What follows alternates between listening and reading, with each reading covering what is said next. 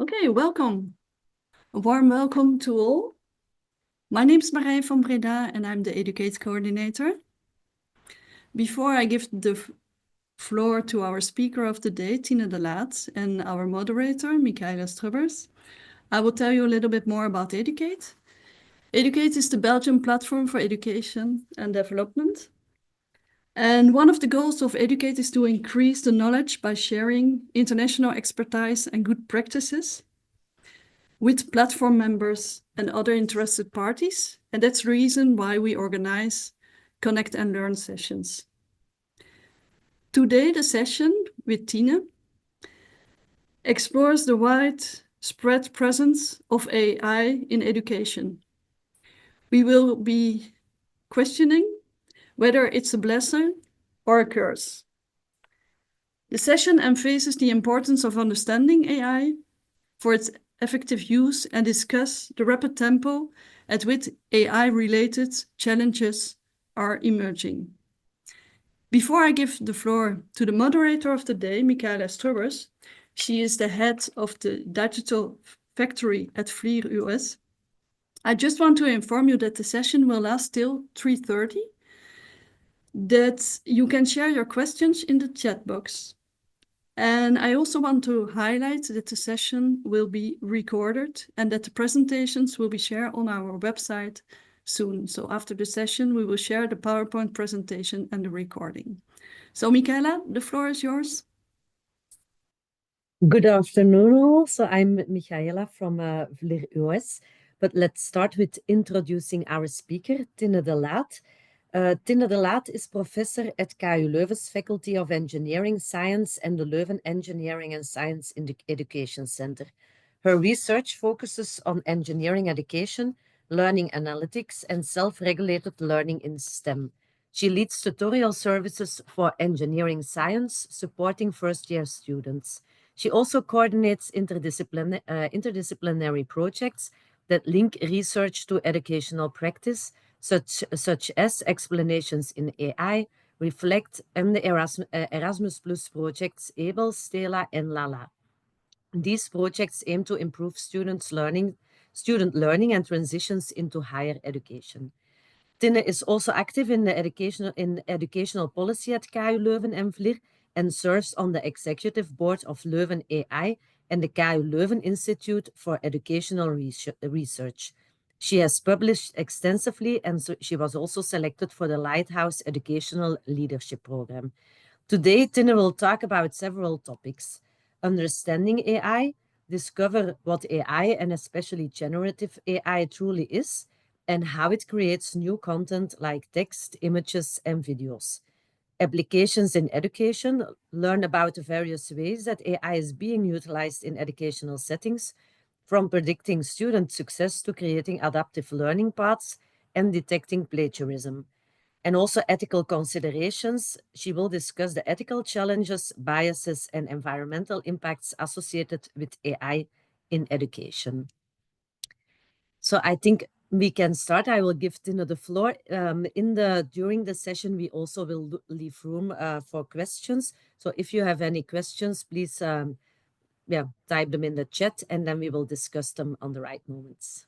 Tine, the floor is yours.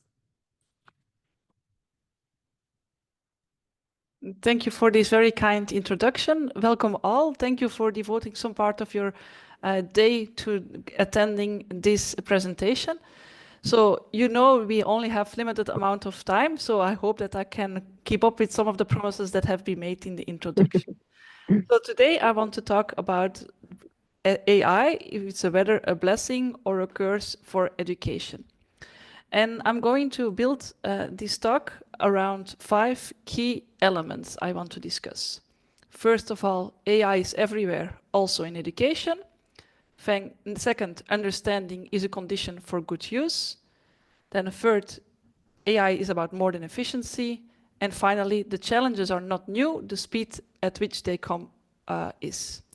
So with these 4 elements, I hope that you can build your own answer to the question which is central in this presentation: AI, a blessing or curse for education? So let's start with the first one. AI is everywhere, also in education. If you look around now, we get a lot of offerings regarding how AI can be used in our education. This is just a first one, which promises you that you can generate PowerPoints with AI just from your texts. So maybe you can upload your course text, or maybe the text you want to rehearse for giving this presentation, and then AI will generate your slides. I can already assure you, these slides have not been generated by AI. They are human built by hand. We also get a lot of newspaper articles. This is an article that's coming from the Dutch newspaper or for the Belgian newspapers. And it says that one of the publishers is developing tools to summarize your course material. And it offers to students currently a free service that students can use to generate a summary of the course material they have. As an educator, I think this is a little bit strange because honestly, I think that making the summary itself is the learning activity. And having the summary is not the most important thing. So you can already start questioning a little bit the usefulness of these practices. Then there are also a lot of offerings that are made directly to entire schools. Maybe the AI can help you with your admissions, structuring the financial support you provide to students with registration, scholarship applications, providing students answers related to housing, even student advising and coaching, or IT help desk. If we look at how AI is spreading currently, we can see this is going at a rather fast pace. So here I brought an image from a report that is published in Belgium by IMEC. It's a research center, and they are tracking how the AI is being used over time. They do it with different technologies, but this is a particular question on AI.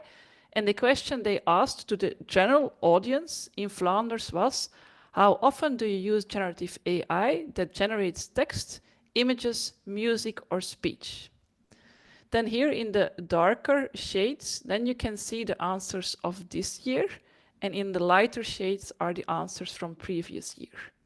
And so you can see here the people that indicate that they use generative AI at least monthly has increased with 10% over 1 year. So this is really transformative. We have not seen such shifts earlier in the use of this technology. On the other hand, we can still see that there are quite many people that indicate they never use generative AI. So there is a digital divide that's being here currently in our society. They also checked what the knowledge of people are around particular platforms, if they know the platform or even if they're active users. And you can see clearly still that ChatGPT is the most prominent for in our country. I'm also teaching a course in higher education, and one of the courses I'm teaching is a second bachelor design course for engineering science students. And then we asked them, did you use AI? And they said, almost all of them, 98%, yes, we have been using AI in our design course. They also have to write a scientific report there, they have to provide a presentation, so all kinds of activities. And then we also asked them, which tasks did you use the AI for? And then they said we use it for grammar and spelling checking. We use it as a search engine, which is currently a better use compared to before, because it's actually working quite well. Some use it to support a literature study. Many use it to provide short pieces of text for their reports. They use it for programming to generate new research ideas, and none of them indicated they use this to create big chunks of text. But then you should also keep in mind that this was forbidden in our course. So maybe they did use it, but definitely they did not report honestly about it. So if you look at these numbers, if we can summarize, and we see really the AI use is growing over time, that our students are really ahead because all of them are almost using it, but the general audience, not everyone is already aware of the potential power of AI or doesn't find it currently useful for the activities they have to do.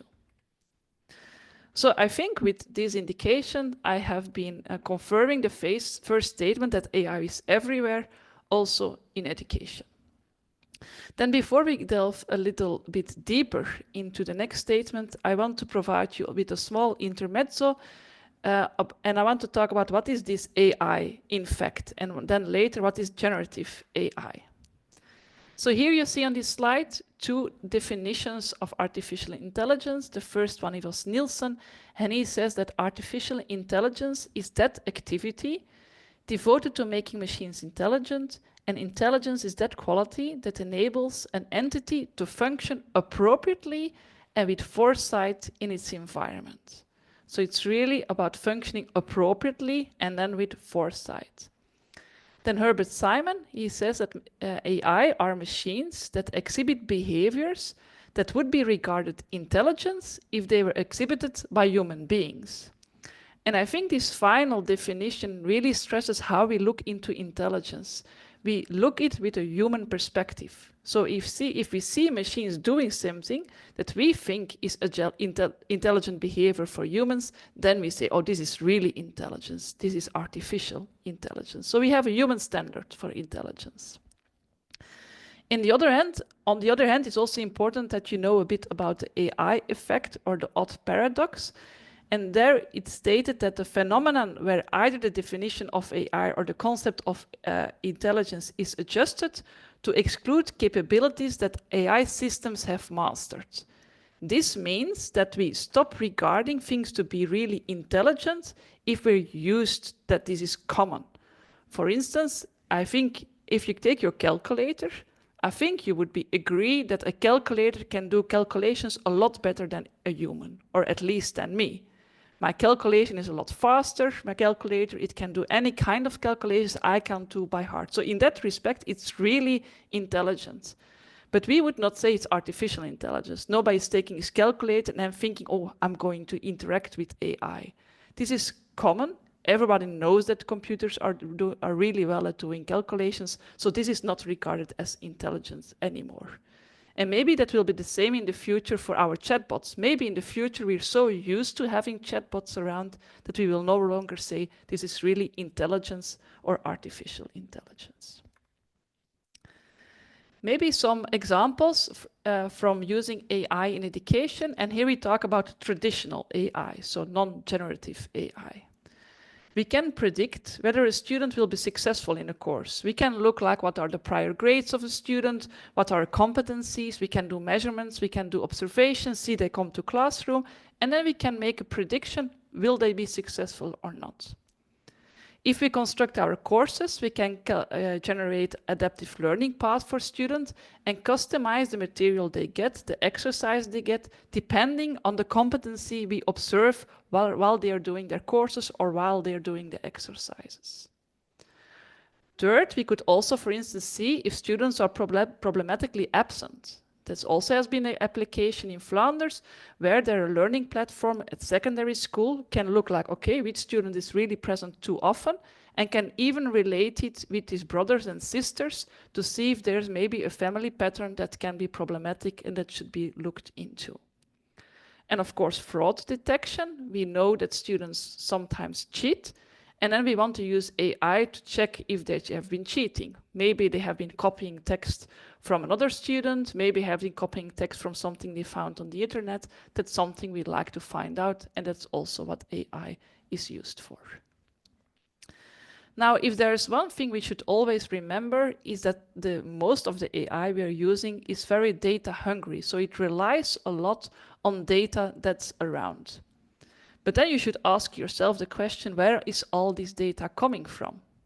And then if we look, for instance, at the generative AI chatbots, the GPT systems, there it's stated that they take the data from publicly available data, such as the internet, and data licensed from third-party providers. This is very vague, but then they use any of the data around that they can get their hands on to make their AI better.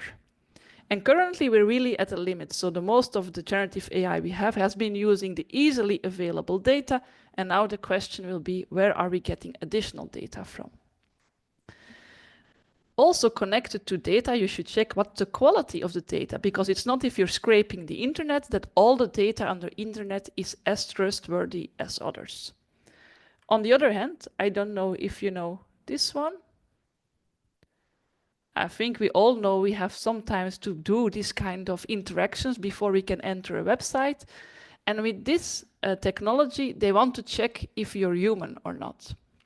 But then actually we all think, oh, we should do this very carefully. I have to indicate which are the street signs, so I really have to click on all the right boxes. In fact, it's not really required to be correct here, but the only thing the algorithm is mainly checking is the pace and the order in which you're interacting with the system, just to determine you're not a bot, but that you're really working as a human would do.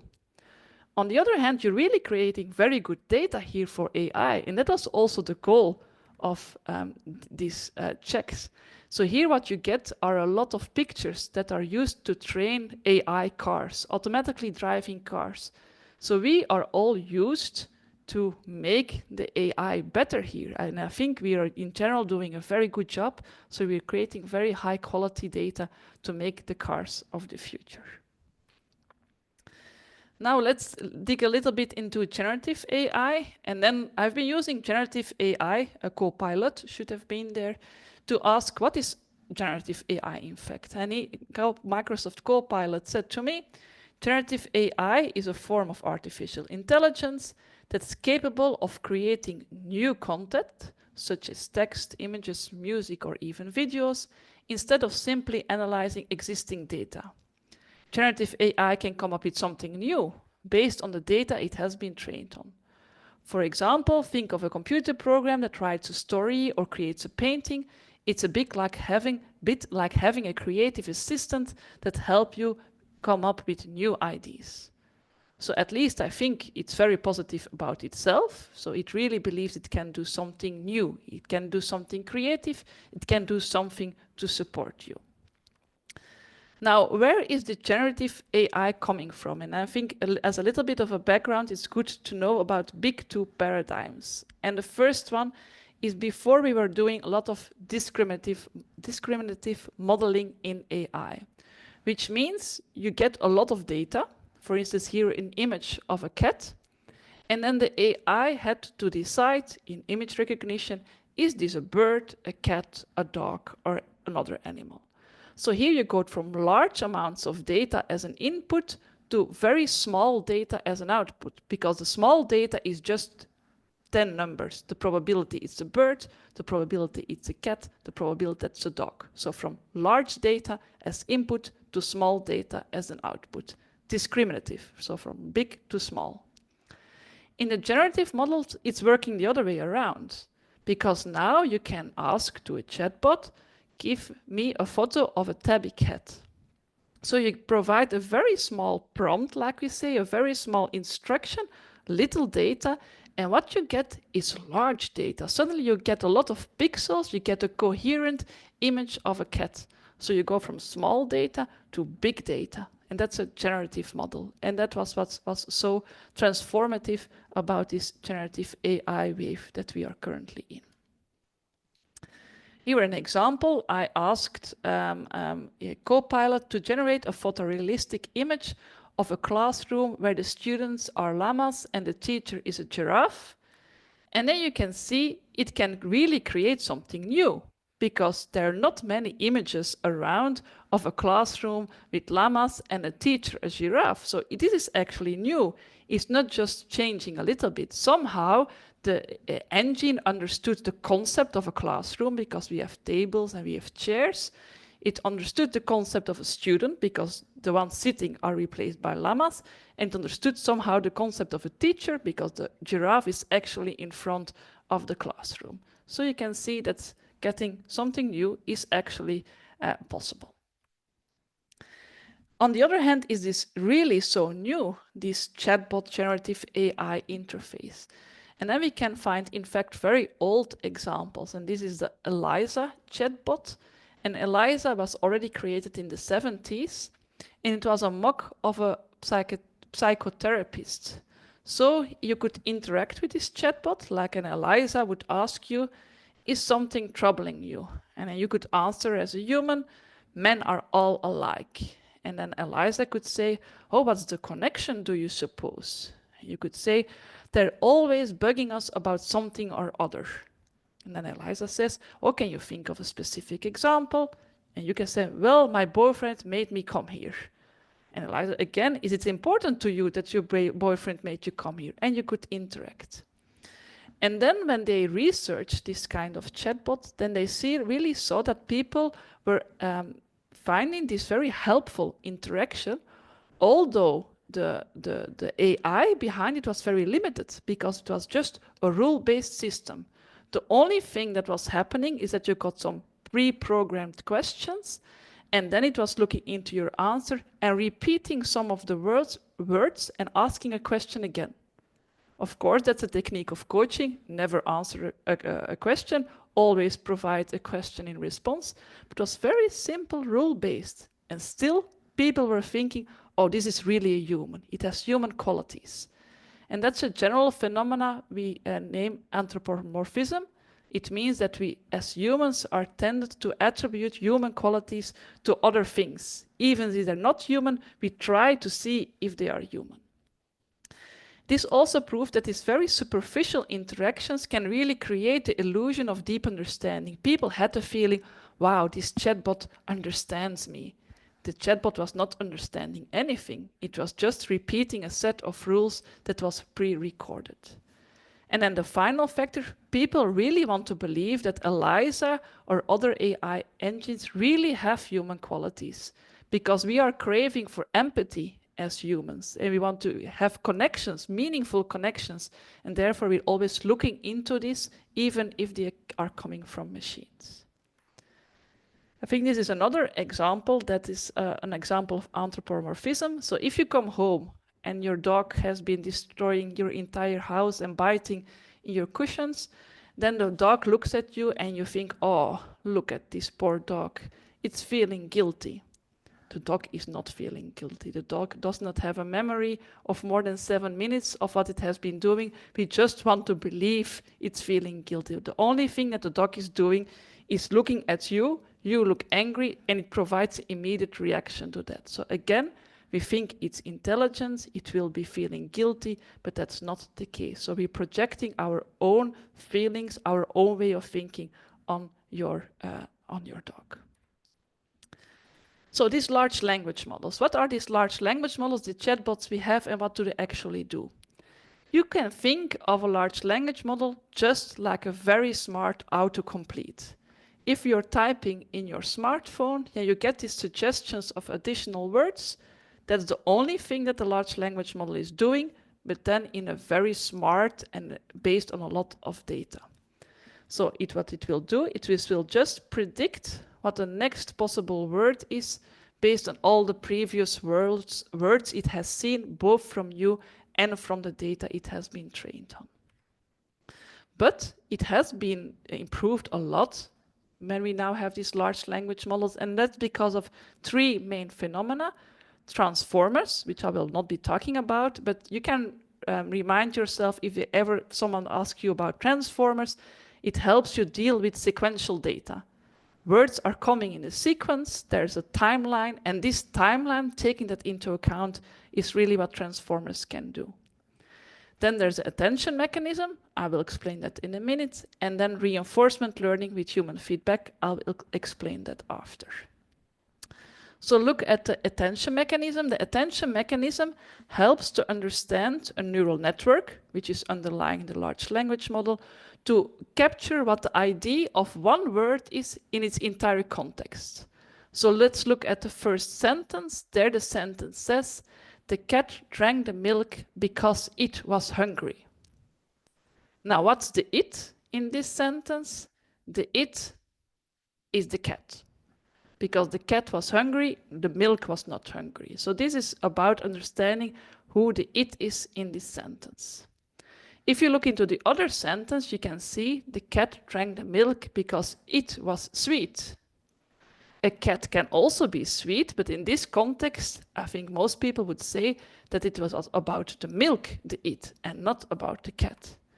And that's what the attention mechanism can also capture in a large language model. So it will capture the relationship between the it and the other words in the sentence. And you can see here in this sentence, it captures a very strong relationship between it and cat. And here the strong relationship between it and milk. There are relationship to other words, but it was able to capture like the most important ones. Then reinforcement learning from human feedback was really the innovation that made sure that these chatbots, which were around already earlier, were really brought to the larger audience and we're really finding traction. And what is this reinforcement learning from human feedback? The goal was to make the large language models create answers that match what humans have as a preference. So it's really something to make you feel pleasant about the interactions. And what they were doing is they were paying a lot of people to create a new model, which is called a ranker, that would then rank the human preferences. So what was happening? They had their large language model, was not really good yet.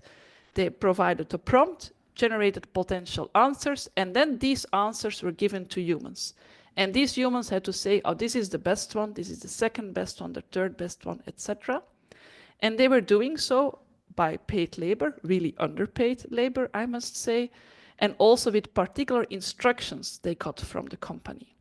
These instructions are not made public, so we don't know which preferences the humans were told to have. So this is a small danger.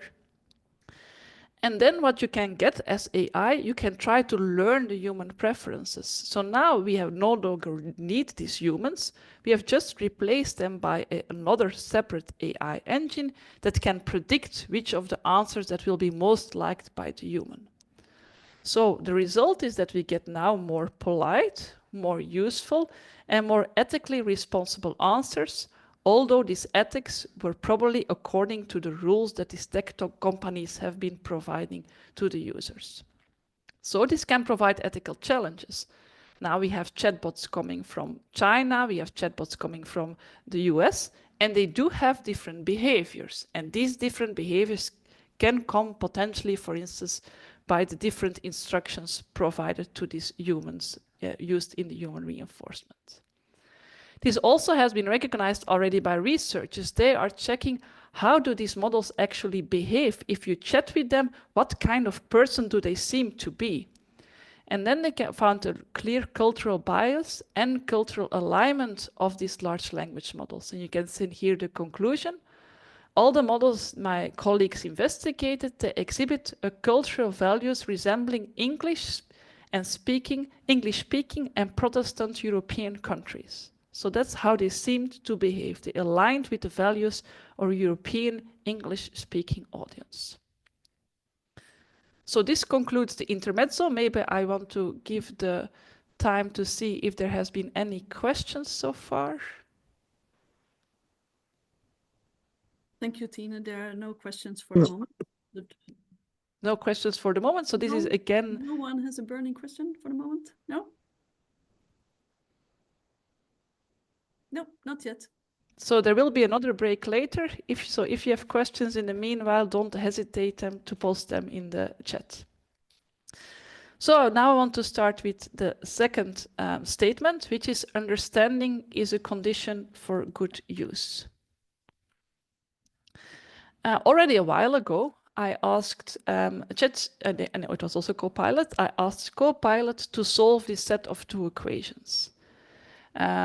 And then, of course, I wanted to get any support in this, and ChatGPT was very helpful. So he immediately responded, certainly, let's solve the system of two equations, was putting the equations there, and even better, it explained me entirely how I had to solve these two equations, and I even got here the final solution in the end.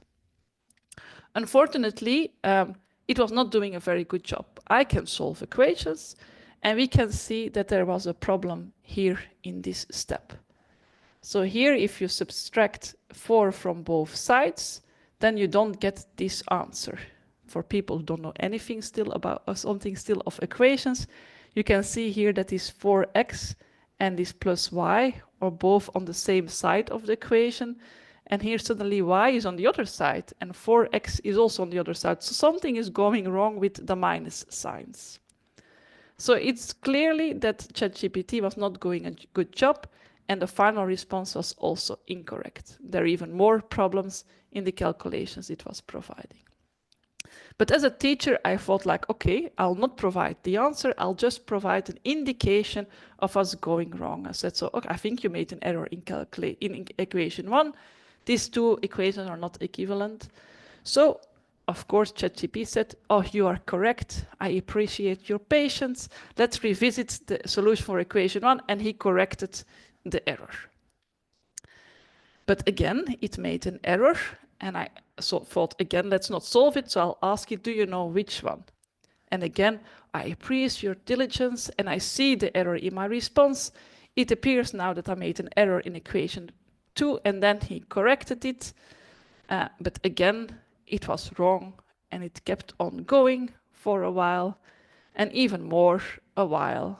And then in the end, provided an answer and it was still incorrect. So what was my conclusion with this experiment? That generative AI is patient, definitely more patient than I, but because I gave up after an hour. Then generative AI speaks to you. It did everything in the meanwhile to please me, saying, oh, thank you for your patience, you're so diligent, etc. It always was saying I was correct. Even if he would have provided the correct answer and I would have said, I think you're wrong, he would still say, oh, thank you, yes, you are right. So it's just meant to please you. So if you want to use this AI, you in fact need a lot of domain knowledge. If I would not have been able to solve this equation myself, and this was my homework, and I would just have copied the equations, I would not have been able to get a good grade for my homework. So you really need to know well yourself the domain where you're expecting support from the AI. And then I want to get a little bit of a perspective again. So where is this coming from? And then I want to go back to Daniel Kahneman, who's a Nobel Prize winner in economics. I think he passed away very recently. And he made the distinction between system 1 thinking, which is thinking fast, and system 2 thinking, which is thinking slow. Thinking fast is like in your brain, when you say 2 plus 2, then you immediately know it's 4. It has been wired in your brain thanks to all the exercise you have been able to do. If you recognize people, you can do it fast. If you get an email, you're very fast in saying this is a real email or this is spam. If you are thinking slow, if you have to solve math problems, nobody can do it like this. You have to sit down, you have to reason about it. The same with planning a route. If you go on vacation, you have to explore different possibilities. Will I take the train? Will I take the plane? How much time will it get? How much money will it cost? And then you have to balance all these different things you want to balance, like environmental impact, the time you will need, how much it will cost you. This is a hard problem. You have to sit down to do it. Real smart systems need both. They need to be thinking fast, which is about learning or data-driven AI, provide a lot of data that you can recognize patterns. And the second one is about reasoning, stepping back, looking at all the possibilities, and that's more reasoning or knowledge-driven AI. Real intelligent AI must master both. So it has to be able to think fast and think slow at the same time. Currently, we are investing a lot on the first one, which is learning and data-driven AI, because we have a lot of data. Some even states nowadays, we are drowning in data, but starving in knowledge. So some are really fearing that data is taking over, and then we forget that knowledge is still very important. But things evolve. So I have been asking recently the same set of equations to Microsoft Copilot. And then now it could solve it perfectly. So I got the answer. You can see here a video of my interaction. It explained me immediately with the correct answer. And then I asked to explain it. And now all the explanation was really perfect. It was step by step, very didactic way, and correct. But then if you see what's happening, then he has been posting the question to SymPy. So it's not solving the mathematics equation with a large language model. It's solving the mathematics equations by sending it to a dedicated reasoning engine, which can actually solve the equations. So it's combining a very smart way the reasoning capabilities with the interaction capabilities. So in fact, here we're getting closer to really intelligent systems. We can also, with generative AI, not only create text or images, we can also create video. And let's see if this wants to work. No, give me a minute because I really want to show this one.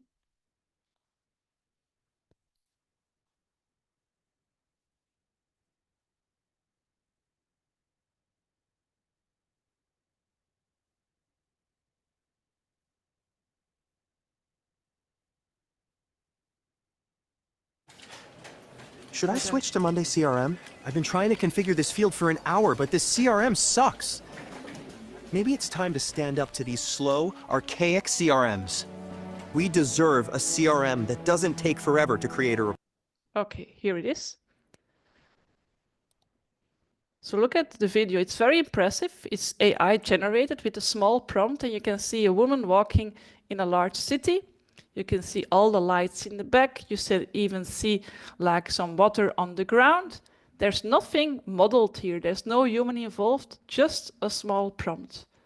So this is very, very impressive. Then on the other hand, there are some clear problems with this video. And then I think we should go back here. And then I want you to look at the legs of the lady.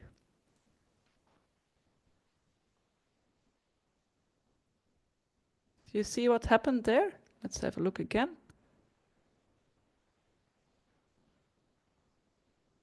Once again, look at the left and the right leg. So what's happened suddenly is that our left and right leg are crossing. Suddenly they're changing place. I don't know if you have ever seen someone walking and then suddenly that their knees merge and then the lower and the left right leg, they switch places. This does not happen in reality. So this shows that, in fact, the AI has no understanding of human walking. It's not programmed. It's programmed to find connections between pixels, and it can create that well, but there's no understanding of how a human skeleton works below. So this was generated by a text-to-video software. In 1982, there was one SAT question that every single student got wrong. I don't want more advertisements. Yes. Yes, so this was generated by AI, the Sora engine, with just this small prompt. So again, a very small data, and we got this large video, which is really big data out of the engine. They have a lot more examples on their website, and it only took 12 minutes to generate such a video. I think that it's very hard to a human, even with experience, to create such a video in only 12 minutes. Oh, now it's not run. So the question is, how far can you get without really modeling? So how much knowledge do you really need as a user to use such generative AI engines? We recently have seen some scientific publications. This is a scientific paper of something with rats and their reproduction mechanisms, and then it was published, peer-reviewed, and then afterwards they found out that the images were just generated by AI. So you can see that there's something really wrong with the proportions here of this small rat with a giant penis. And then you can also see, if you start reading the text, sometimes it doesn't make any sense. So they were not very critical, these authors, nor the reviewers, and this thing really went into a scientific publication. So we should be very mindful to use this. So some say also this will be the end of the homework. This is in Dutch, but the teacher is saying, here's the assignment, and the student says, oh, GPT-4, I'm ready. So I think we're not ready yet. I think it will be harder to convince our students that they have to do the real work, because we need a lot of understanding in the end if we really want to use AI. This is an article from our student newspaper. And there they found that already 90% of our students use AI, and that they state like we need new types of evaluation. It will no longer be feasible that we just have to write all these essays, because we can write it just with AI. But then on the other hand, you have the teachers, and one of these teachers is saying here, as a result, language mistakes are increasingly less tolerated. I will now actually assume that the bachelor thesis or master dissertation contains no spelling errors. We also expect students to find more and better references than 30 years ago. So here you can say that our expectations are raising. So somehow we expect our students to use AI, while we know that some students don't want to use AI, or are very afraid to use AI because they are afraid if they will violate some of our conditions, they will do plagiarism, something they can't be doing. So we should be very careful about default raising our expectations. So what we should think about if we are educating, what should students still know and be able to do? Like with the calculators, everybody knows that later in their job you will not be doing simple calculations.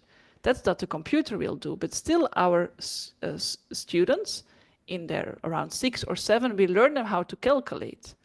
Now a 6 or 7-year-old is a lot more easy to motivate than a 16 or a 17-year-old, but it will become increasingly more the case that we're teaching students something they know that AI can do. And that can be very demotivating. It can be very challenging to convince people that they really still need the skills we want them to learn to later on ever use somewhere to build on it. We have to ask ourselves, what's the best way to teach these skills? And then how are we going to evaluate them?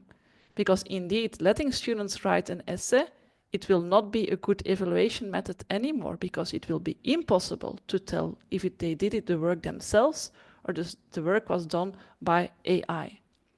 And I think we should not be naive. There are companies that promise that they can detect if it's written by AI or not, but that's not possible. There are no tools that can, in a trustworthy way, determine if it has been written by AI or not, and there's a lot of bias in these tools.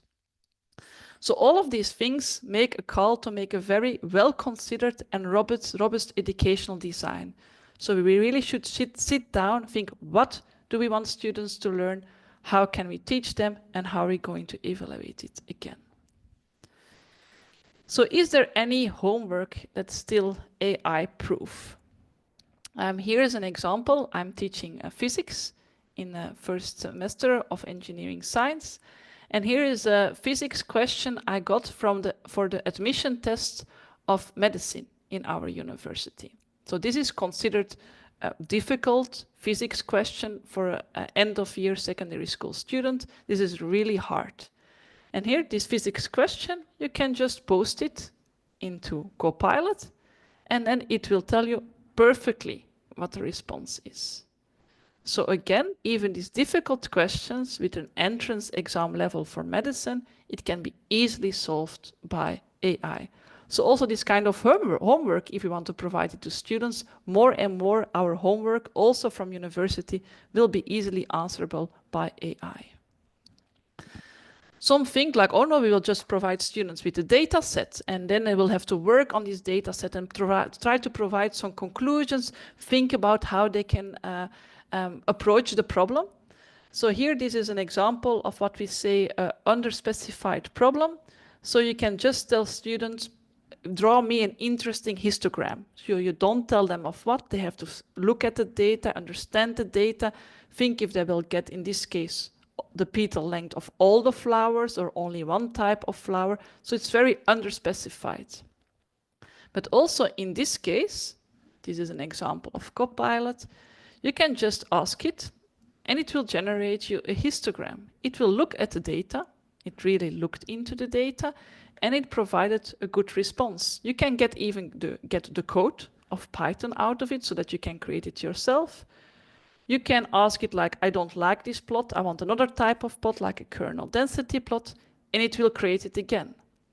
It creates this at a faster pace than I personally, and I know these commands, can tie them into Python.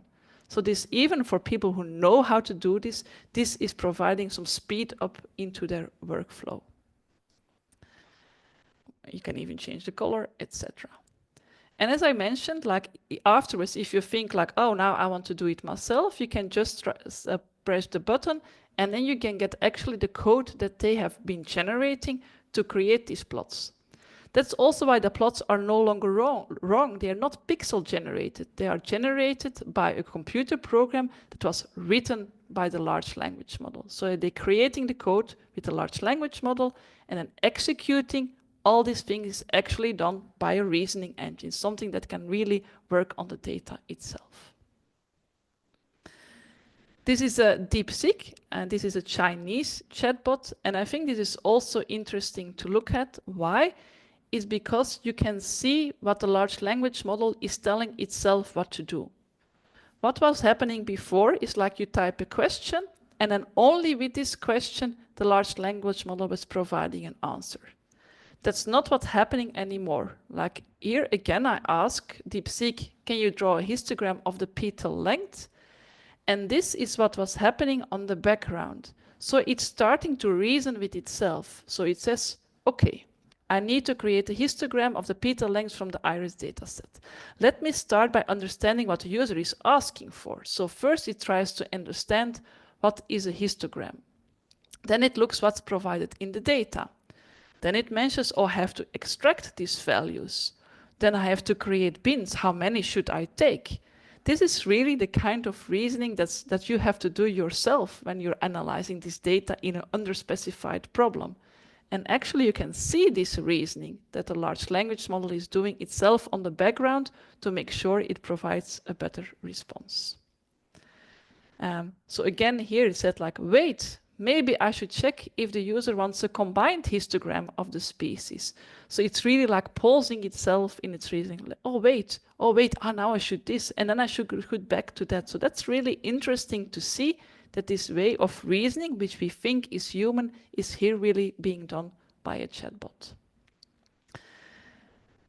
So some of the teachers of my children are thinking like, okay, let's be smart. I will create an AI-proof homework. I'll tell them to create a podcast. No, can be done by AI. Or, oh yeah, they have to learn then how to speak French. I'll tell them to create a video of themselves where they're speaking French. This is also not useful anymore because let's look here what I have been doing. So this is a small video of less than 4 minutes I uploaded to HeyGen where I'm teaching something about AI. Imagine a student who's deciding on which program to subscribe to at higher education, and this student is having doubts and therefore scheduled an appointment with the student advisor.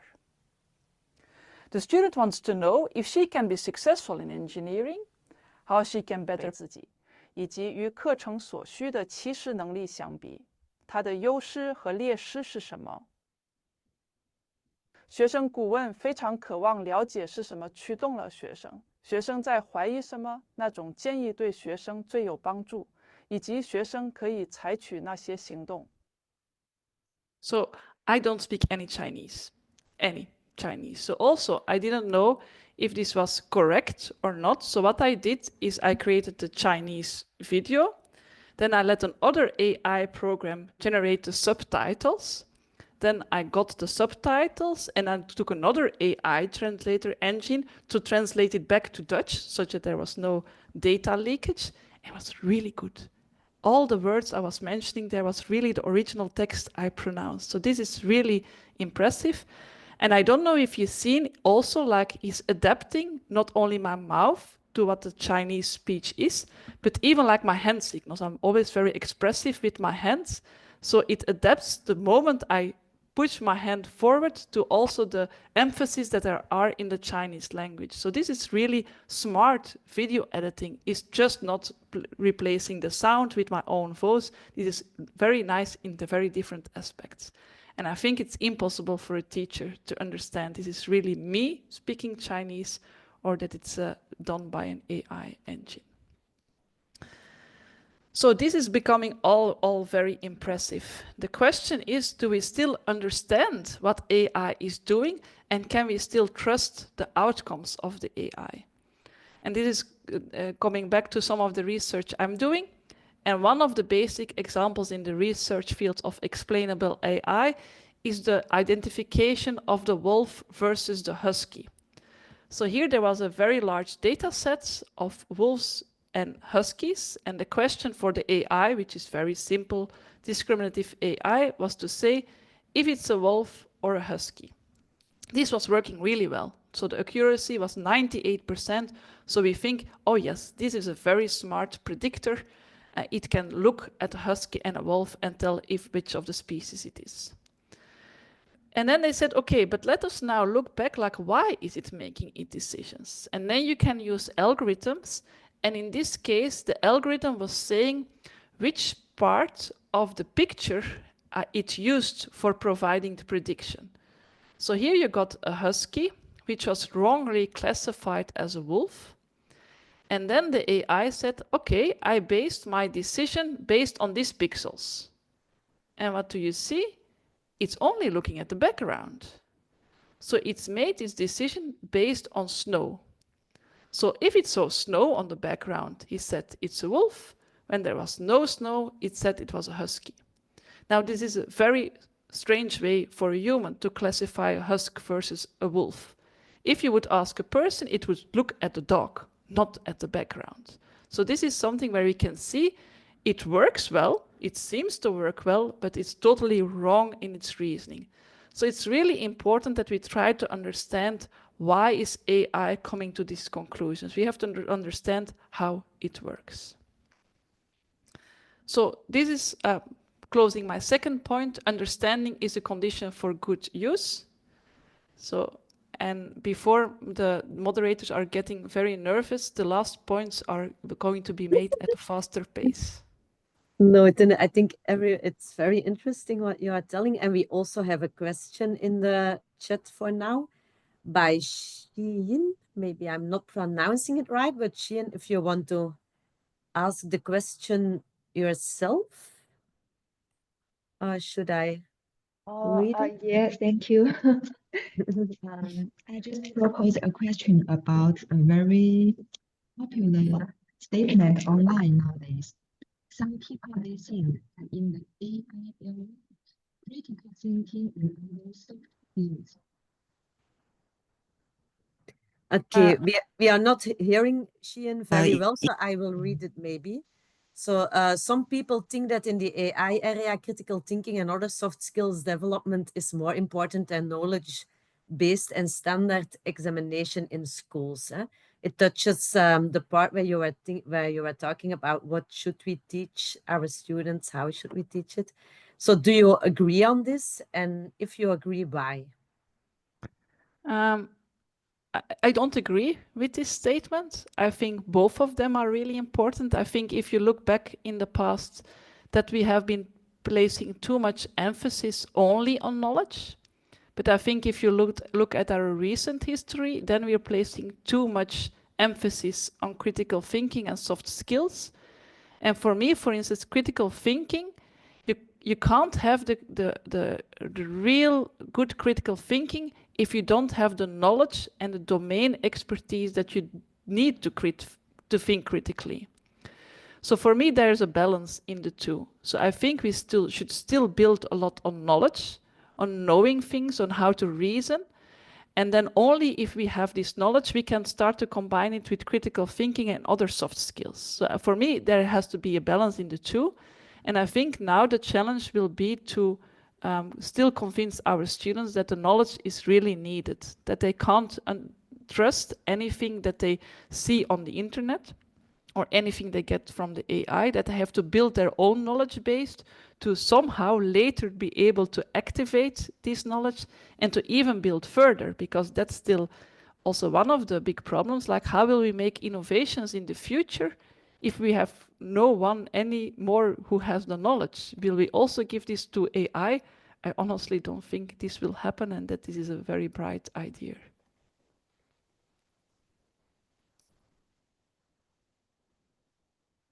Okay, Xian, is this a satisfying answer for you? Okay, thanks. Do we have time for another question? Because there is still another question in the chat. This is a longer one. So I was it's a question from Agatha. So I was reflecting that a part of education is also to train persons to learn and train ourselves with moral attitude on a daily basis of interaction. For instance, interaction and discussion in class, training of persistence during undertaking a study project, or learned about respecting diversity as what we can find in the interaction in the class or academic community. In this regard, do you think that real-life interaction of education is still outrank of AI? Does still outrank AI, I guess. Yeah. So I think if you look, it's very valuable to have discussions with anyone and also to have discussions in education. On the other hand, we have diversity in education, but we should also be honest. If I look into my classroom, it's not the image of the average person in the world. So there's also a lot of bias in my classroom. They also say that university teachers are biased because they are usually more left-wing and very woke apparently as well. So I also probably have a lot of biases. So we should make sure that all these different voices are being heard if we have a discussion and then we take it wide enough. I do think it's important that we have these in-life discussions because then we can also have empathy. We can see how others react and we should learn to respond appropriately to these reactions. And in a chatbot, I think this is one of the main threats. It's not being trained. We can train them to have this very critical discussion. It's currently too much of a pleaser. It's too much getting along to your reasoning and not challenging your reasoning. We could build engines that do that. We can build diverse engines and so forth, but I will explain that in a minute. There are also the dangers of getting more diverse AI. Thank you, Tina. I think the other question of Kisalama is also more or less answered. It's about which critical skills that we should emphasize as educators. Yeah, I think this is really, as educators, it's even a bigger responsibility because you have to teach your students to be critical. So you have to be critical yourself. And that's, I think, very hard but it was already a challenge before. Like even before AI, you have to teach your students how to be critical. I think sometimes it's about providing some examples will open their eyes. Like something that everyone, like this video, everyone will find it ridiculous what's happening with the legs. So that's something they will remember. And I hope in the future that you will think if an AI is providing output, then they will think back to these examples. Thank you. These are all the questions for now. Okay. So then I want to go in the third statement, which is AI is about more than efficiency. And then we immediately touching about the point of bias. So I asked AI to create a photorealistic picture of two experts talking about AI. And what do you get as a response? You get two white men sitting at the table talking about AI. That's not very diverse. I think on average, it will still be a correct image because there are more white men in AI than there are non-white people and also more than women, but still it's supporting the persistent image that's already there. On the other hand, the tech companies really wanted to work on that. Maybe it was still before Trump was elected, but in the past they really wanted to get more diversity in their images, so they tried to correct it in a technical way. So they forced their image generators to create more diverse images with different skin colors, with different genders. And this was the result of what Gemini was looking. So Gemini have been taken online, I think, after less than 2 days after they made this adaptation. Why? Because some human mentioned or succeeded in generating an image of Nazi soldiers in the Second World War who were then suddenly Asian looking or maybe with the black skin color, more women. And that's, of course, not only historically incorrect, but also very painful. So these tech solutions to having more diversity, they don't work because also people tend to abuse them. So this is a very hard problem, this bias, to only solve in a technical way.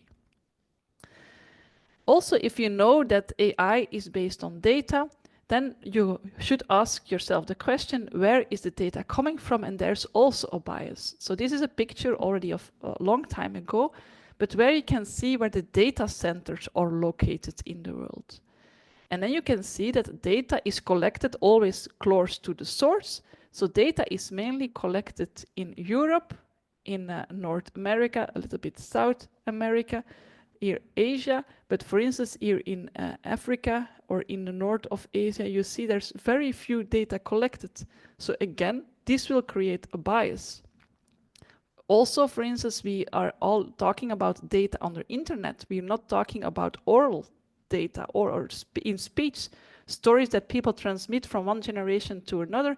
If they're not recorded on the internet, they don't exist for AI. So this again goes back to the article I've showed earlier that also shows that AI has a cultural bias. Then about access. This is the news article in a Flemish newspaper I showed earlier. So this was promising to summarize course material for students. And then it mentioned in the subtitle, this will be free for students initially. So this means that we will have to pay in the future. And then you can ask yourself, like, will there be democratic access to everyone?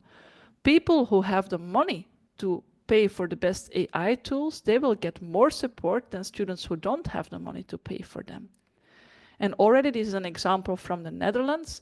They are selling AI agents to parents that are preparing their children for the final exams.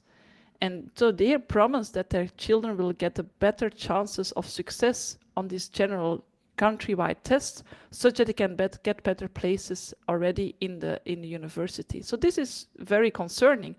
If you don't have the money to pay for it, maybe in the end you will be able to do less well than your colleagues, and then you will get a disadvantage. Then also about the impact on the environment and climate. There are a lot of indications now that all the big tech companies are investing in energy. So they are investing in nuclear power plants, they're investing in gas, such that all the energy that is needed to have these models running is really in their hands as well, that they will have the energy that is needed.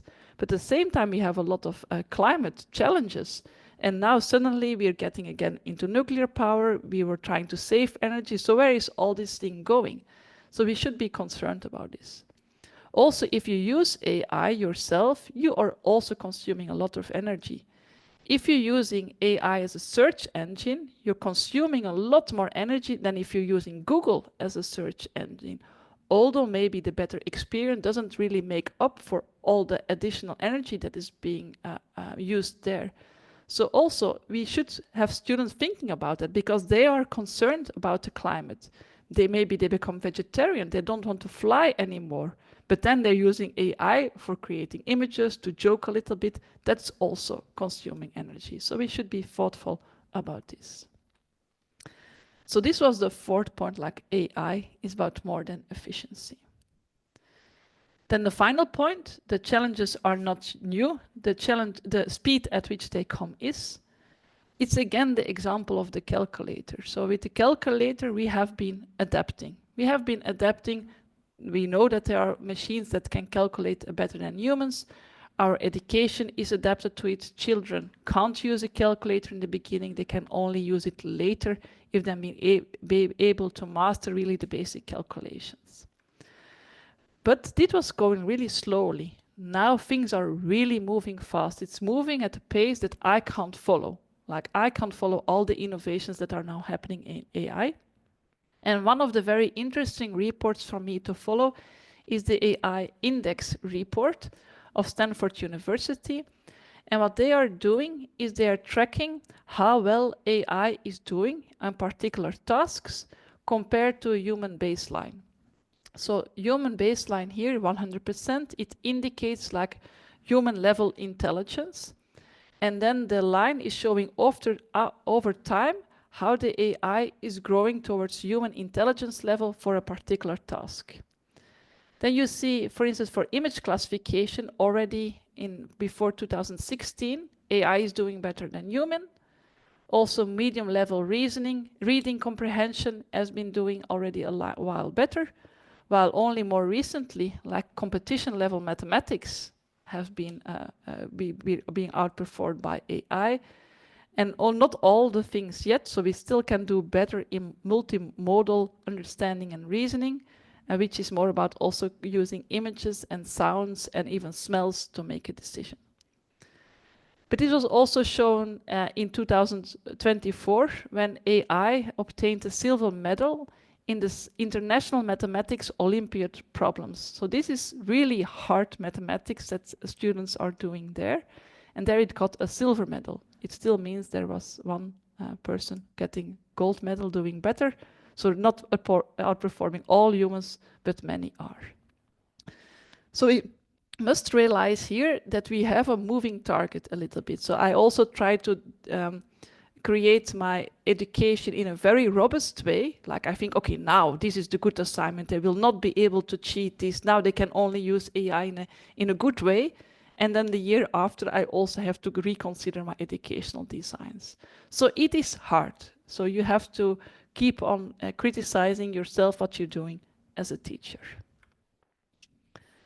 So this was the final point. So with these 4 points, I hope you get some insights to answer the question, is AI a curse or a blessing for education? So I showed that AI is everywhere, also in education. That according to me, understanding is really a condition for using AI in a good way. That AI is about more than efficiency, and that the challenges we see in AI are not really new, that we had tough challenges in the past before, but that they come at a very high pace. So thank you for listening, and then I'm looking forward to the discussion.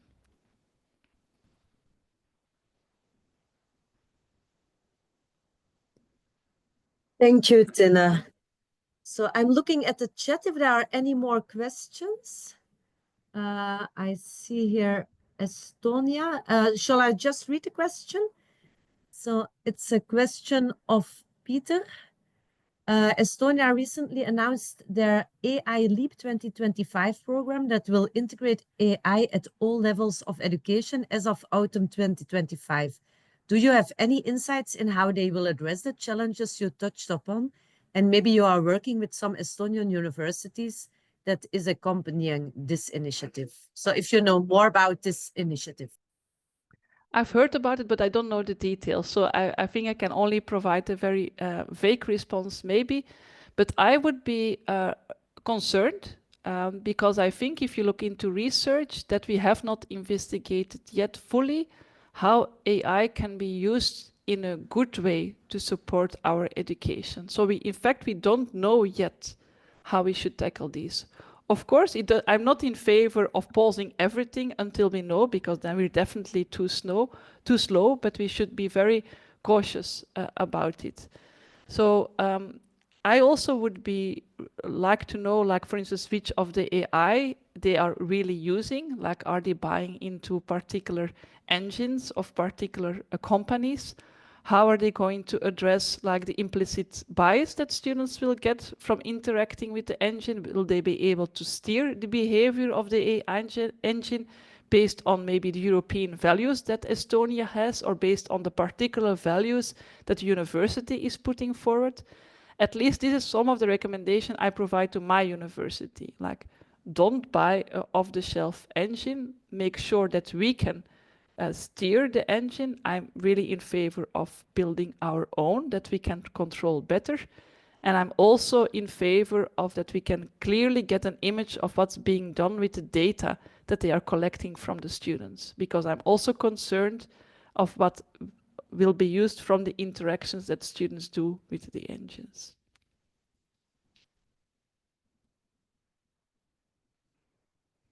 Okay, thank you. Another question we have from Hans Greve: is there another solution for the evaluation problem than just to unplug the students for evaluations? Is this question, bring them in an offline venue for evaluations? Is the question clear to you, Tina? Or should... Yes, so I think it's about, the question is like, if, for instance, we want to make sure that students don't use AI, I think, yes, the only solution will be to bring them in a very controlled environment where they will have to do some writing, where they have to solve exercises without the help of AI. That's also for a lot of the exams we do currently still the case. I think when we saw this evolution of revolution of AI, it were mainly in our university, the faculty of arts and humanities that were very concerned, because they had a lot of these alternative assignments where entire course evaluation would be based on an essay you write, on a paper you write, etc. And honestly, I do think these things need a double check. And for instance, my advice currently is to still have more emphasis on the oral defense that you're doing live with the student, that you can really question, go into a deeper discussion to see that the student really masters what has been written there. And of course, or also an oral defense has a kind of bias, because then you check how fast students are in responding, how good they are on thinking in a very fast way to your question, how good they are in explaining something, how fluent they are in the language. But again, I think we need these multiple points of evaluation and not just something they have been writing at home and you don't have any control for. So honestly, some people say that AI will save us a lot of time, that we will get free time for more useful things, but for evaluation, I'm not sure. I'm very happy that my students use AIs to improve their writing, because I see that the quality of the reporting increases. Then I can focus more on the content. But on the other hand, I'm also getting more concerned that I will have to spend more time in questioning my students, and that in the end, it will not be a time saver, but more extra time spending on the evaluations.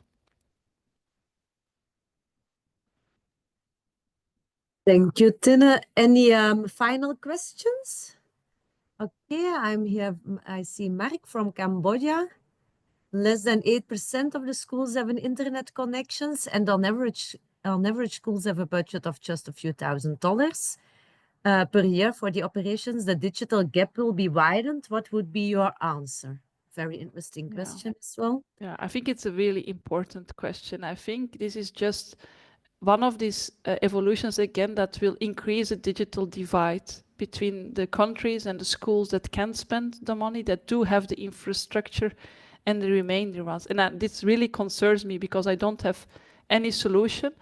And we have seen in the past, for instance, for internet access, that the internet access in many parts of Africa, for instance, have been hijacked by Facebook. So for people, sometimes internet is the same as Facebook, because they access internet through Facebook, which means that Facebook will be controlling everything, what's happening there.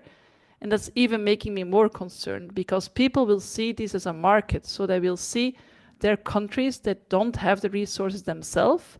So we will provide them with the resources, but they don't do so for free often. There's a hidden currency you're paying, and the hidden currency is often your own data that you're forcing to share like this, or the influence that they can have on your people, or on steering what's happening inside your country or in your institution. So I'm very, very concerned, and I really hope that some countries and some institutions will step up really to provide safe AI for a wide community in the world, and not only for the ones who can pay it. Thank you. That's a very important remark, I think, or feedback. There is one question more about like similar questions regarding the homework and the guidance, but I think we already talked a little bit about it. Regarding homework, how can we give guidance, and what could be indeed good homework, let's say. I think that's the question. I think it's very hard to make good homework, and I think it's all about convincing our students or our children to make the homework themselves. Like also in the past, they can cheat because they can ask their parent if they can do the homework. They can ask their friend and hand in the homework of a friend. So it's not like now there are no opportunities for cheating.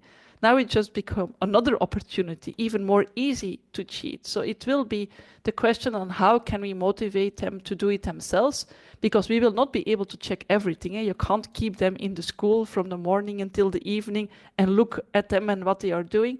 So we'll have to provide them with some level of confidence and to motivate them and to show them it's really important. But yeah, I have teenagers myself. It's not very easy all the time to get the motivation high for schoolwork.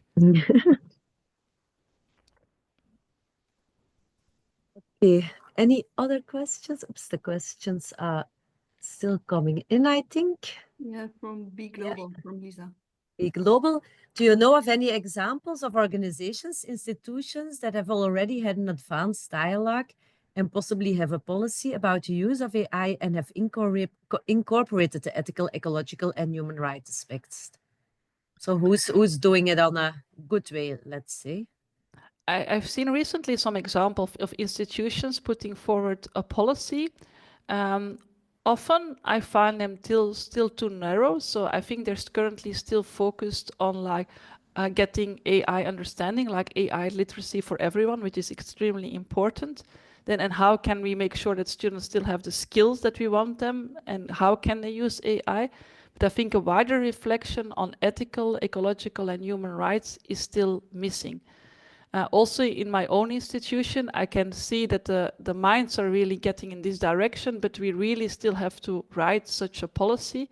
But it's also extremely challenging because even we have a very rich university, I think, at KU Leuven, but we cannot get the same quality of AI with the resources we have. So I would be in favor of building our own AI engine and providing it to students, that we know how energy is created, which data is in there, which values we have been incorporating, but we don't have the resources to do so. So I think there is really the question, like, how are we going to balance our cooperations, both between universities, to make sure that something can happen, and then also together with the companies. How can we make sure there is a good dialogue, that we are sure that the human rights are respected, that we don't bias our students further, etc. Thank you. And then Hans, is it also a question? It might be a great reason, but giving them more time to spend supporting their students. Yeah.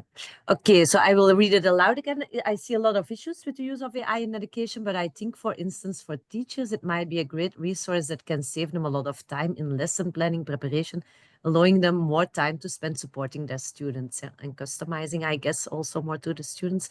Do you agree? Do you see any other opportunities for AI use in education? Yeah, definitely I see, because sometimes people think after this presentation that I'm a very AI skeptic, but that's not true. So I think there's a lot of opportunities of the things that Hans mentioned, but I also, myself, I see a lot of opportunities in feedback, especially formative feedback. Like we have our students in university, we have big groups. I have in my first year course, we have 700 students. I cannot provide individual feedback over multiple occasions over the semester, but AI can. So we can really try to build engines that can provide students with a more customized, personalized feedback without us having to intervene all the time. Of course, we have to survey, we have to see what's happening, we have to also understand what it's doing with our students, but there are definitely opportunities there to get a more personalized individual support. And our students are already doing it. So our students are asking AI to explain them concepts that they find difficult in a different way.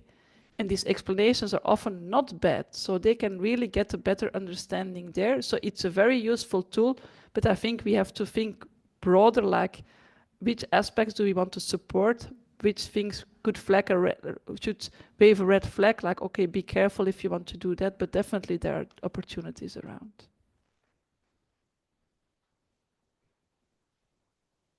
Thank you, Tine. We are also reaching the end of our discussion, I think, because it's almost 3:30. Is there maybe a last time, is there anyone else that has a urgent question? Just put your hand in the air, I would say, in the virtual air. I don't see anyone anymore. So I think we had a really good discussion and a good learning. Is that what I learned is, like, you started with explaining a little bit what AI really is and why it is important that we really do understand it. Also, how do we ensure ethical use of AI? Not ensure, but you just touched on some of the ethical topics in AI, like the environment and also who benefits, which we had at the end again. And then also, how do we deal with the scale and speed of AI development? Like the challenges, it's challenges that we dealt with always in history. It's the challenges are the same, they are coming back, but the scale on which they are coming back and how we can evolve in the scale and with the speed is a little bit different. And then I think at the end we had a really good discussion on what it means in education. And I also understood like there are a lot of opportunities, and there is also the big dream of you, Tine, that we can make our own AI systems, I guess, incorporating our own values, and that gives us a little bit more support. I think in these times we are all missing this kind of systems and thinking that we need it. So I understand your opinion on that one.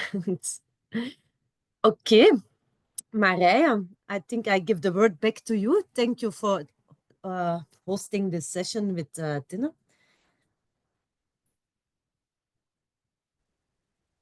Okay, I was too fast. Thank you, Mika, and thank you, Tine. It was another insightful Connect and Learn session from Educate.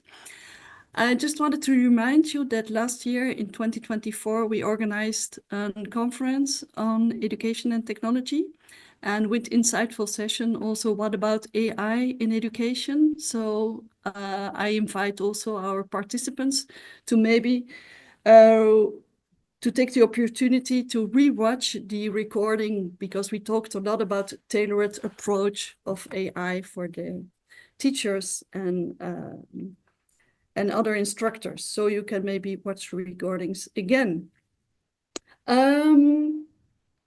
I wanted just to say to you that we invite you for another Connect and Learn session in the month of June. This will be on Tuesday, June 10, another Connect and Learn session. This time we will talk about early childhood education in transition, building foundations for democracy and inclusion. So another topic, early childhood. And we will see you back on June 10. More information soon on our website. So thank you for your participation. Have a nice day, have a nice evening, and see you soon again at another Connect and Learn session from Educate. Thank you, Tine. Thank you, Mika, for moderation, and to the participants for this afternoon spent with us. See you soon.